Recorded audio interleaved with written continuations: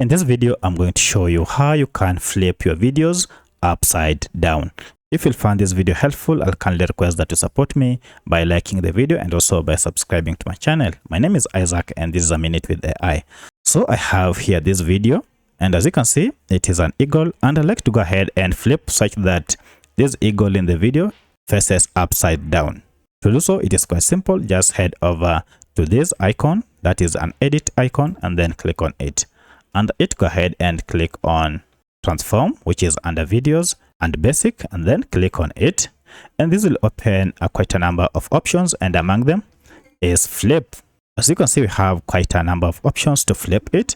And the second option is the one to flip a video or any image upside down.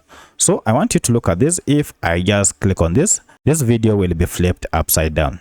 So I'll click on it, and now look at that.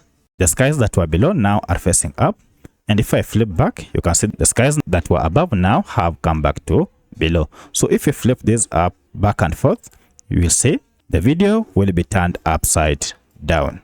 So that's how you can flip upside down in Filmora video editor. If you have any other question, kindly let me know in the comment section. Otherwise, thanks for watching, and let's meet in the next video.